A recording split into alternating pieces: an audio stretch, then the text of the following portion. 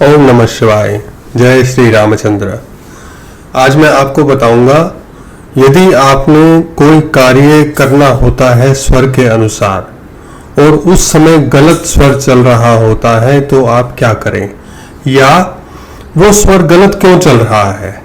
आपकी साधना भी ठीक है, आप थोड़ा बहुत अभ्यास भी करते हैं, लेकिन सही समय पर गलत स्वर का होना किस बात का सूचक है, यह क्यों होता है और इसको क्यों ठीक करें।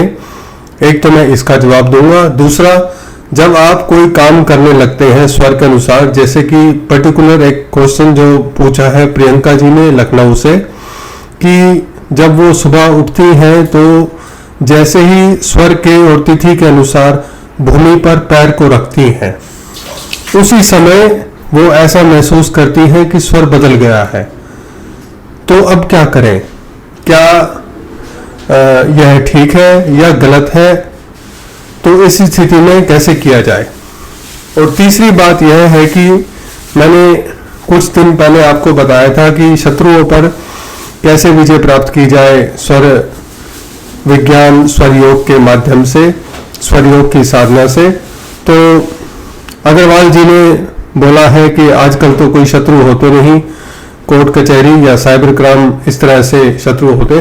देखिए, उत्तर देने का मैं शुरुआत इसी प्रश्न से करता हूं कि आजकल शत्रु नहीं होते। तो इस बात को समझने, जब हम आध्यात्मिक युग की बात करते हैं, जब हम आध्यात्मिकता की बात करते हैं, तो शत्रु विजिबल नहीं होता। हमेशा ऐसा नहीं होगा कि सामने आपके हथियार लेके कोई शत्रु खड़ा है। शत्रु जो इनविजिबल है वो ज्यादा खतरनाक है। तो हम काम, क्रोध, लोभ, मोह आदि की जब बात कर रहे हैं तो ये भी शत्रु है। तो साधना के मार्ग में किस तरह से यह शत्रु आपके लिए बाधा बन सकते हैं, उस बाधा को हटाने के लिए भी सूर्य स्वर उपयोगी है। तो इस बात पर भी आप ध्यान दें कि यदि आप किसी वासना से ग्रसित हैं या किसी ऐसे विकार से ग्रसित हैं जो आपको साधना में आगे नहीं बढ़ने दे रहा, जो भी बाधा आपको साधना में नहीं बढ़ने दे रही ना, वो शत्रु ही है आपका। दूसरी बात कि हमारे स्वर गलत क्यों चलते हैं। देखिए, स्वर तो बिल्कुल ठीक चल रहे हैं। अगर मैं आपको कहूं कि मुझे आप 10 लाख रुपए दे दें और 10 लाख रुपए तो आपके पास है नहीं, तो आप क्या करेंगे। आप अपने आप को गलत कहेंगे, नहीं मैं तो गलत हूं, मैं तो बुरा हूं, तो इसलिए मेरे पास पैसे नहीं। सिंपल सी बात है कि हमारी वो सामर्थ्य नहीं है, तो 10 लाख रुपए का आदान प्रदान हम नहीं कर सकते।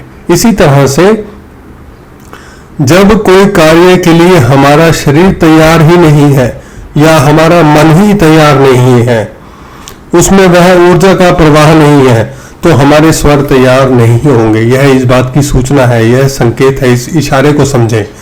जैसे आपने किसी पर क्रोध दिखाना है, आपको अब किसी पर बहुत गुस्सा आ रहा है, लेकिन अब आपका सूर्य स्वर ही नहीं चल रहा, तो ये इस बात का संकेत है कि गुस्सा ना करें आप।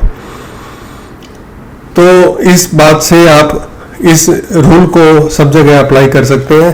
या आपने कोई कठोर काम करना है, अभी जैसे शारीरिक परिश्रम करना है, व्यायाम आदि करना है, तो आप चाहते हैं कि सूर्य स्वर चले, लेकिन आपका शरीर रोगी है और शरीर में रोग है या कोई और समस्या है जिसके कारण से शरीर मजबूत नहीं है, तो आपका सूर्य स्वर नहीं चल रहा। देखिए, यह शुभ संकेत है, यह चिकित्सा का संकेत है कि अभी हम शारीरिक या मानसिक रूप से उस कार्य के लिए उपयुक्त नहीं है। तो आज का जो तीसरा प्रश्न है कि जैसे ही आप बिस्तर से भूमि पर पैर रखते हैं तो स्वर बदल जाता है। मैंने आपको पहले भी कहा था कि सूर्य और चंद्र की जो रश्मियां है ना, जो किरणें हैं, वो हमारे शरीर से स्पर्श होते ही ऊर्जा का आदान प्रदान करती हैं, ऊर्जा को बदलती हैं। तो जैसे ही तत्व के अनुसार, वार व तिथि के अनुसार जैसे ही आप स्पर्श करते हैं अपना पैर भूमि पर, तो स्वर का बदल जाना कोई गलत नहीं है, कोई बुरा नहीं है। जो भी आप, जैसे भी आप काम कर रहे हैं ना, उसको वैसे ही प्रोसीड करें, कोई इसमें घबराने की भी बात नहीं है। और बस मैं ये कह सकता हूं कि आपका शरीर थोड़ा ज्यादा सेंसिटिव है, सेंसिटिविटी लेवल आपका ज्यादा है। इसी कारण से भूमि पर स्पर्श होते ही, भूमि तत्व मिलते ही आप जो है अलग से प्रतिक्रिया देते हैं और स्वर वो बदल जाता है।